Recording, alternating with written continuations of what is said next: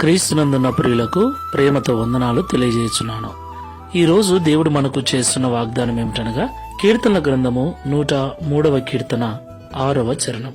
యెహోవా నీతి క్రియలను జరిగించుచు బాధింపబడు వారికందరికీ న్యాయము తీర్చును. ఆమెన్. నా ప్రియమైన సహోదరి సహోదరులారా, మనం ఆరాధించేటువంటి దేవుడు న్యాయాధిపతి, సర్వాధికారి అని మనకు బాగా తెలుసు. నా ప్రియమైన సహోదరి సహోదరులారా, మనకు బాగా తెలుసు, ఈ లోకంలో చెడ్డవారి కంటే మంచివారే ఎక్కువ కష్టపడుతున్నారు. చెడ్డవారి కంటే మంచివారే అన్ని విషయాలలో ఇబ్బందులకు గురవుతూ ఉన్నారు. అన్ని విషయాలలో లేమిని అనుభవిస్తున్నారు. మనకు తెలుసు, మంచివారు అంటే ఎన్ని కష్టాలు వచ్చినా, ఎన్ని బాధలు వచ్చినా నీతి తప్పని మంచి ప్రవర్తన కలిగిన వారు అని అర్థం. మంచిగా బ్రతికే వారికి, నీతిగా జీవించే వారికి నిజముగా బాధలు ఎక్కువే.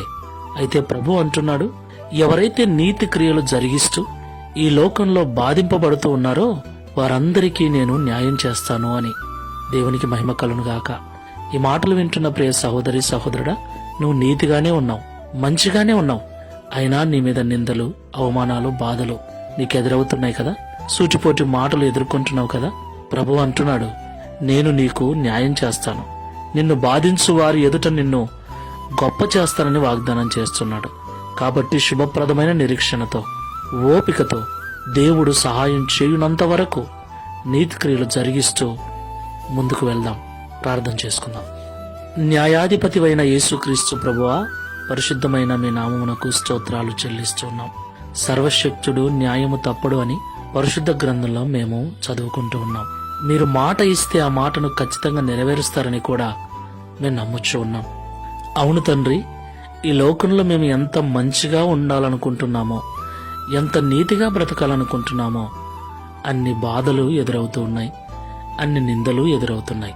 కొన్నిసార్లు బాధేస్తుంది. అడ్డమైన పనులన్నీ చేస్తూ, నోటికొచ్చిన బూతులు మాట్లాడుతూ, క్రమము లేని అక్రమమైన బ్రతుకుల్లో బ్రతుకుతూ, ఏమాత్రము నీతి లేని జీవితాలు జీవిస్తున్న వారే మంచి హోదాలో ఉండటం చూస్తూ ఉన్నాం.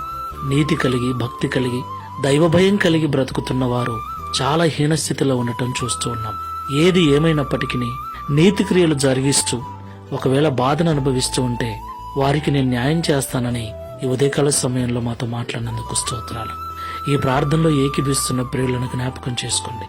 ఇంటిలోను, సంఘములోను, సమాజంలోను, ఉద్యోగం చేసే చోట, వ్యాపారం చేసే చోట నీతిగా ఉంటూ, యథార్థంగా ఉంటూ, మంచి ప్రవర్తన కలిగి నడుచుకుంటున్నా కూడా బాధలు, నిందలు, అవమానాలు, అపనిందలు కలిగి ఇబ్బందిని అనుభవిస్తూ ఉంటే వారిని జ్ఞాపకం చేసుకోండి.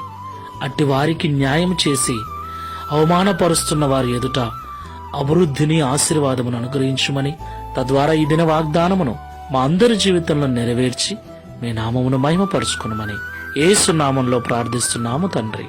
Amen. Praise the lord. God bless you.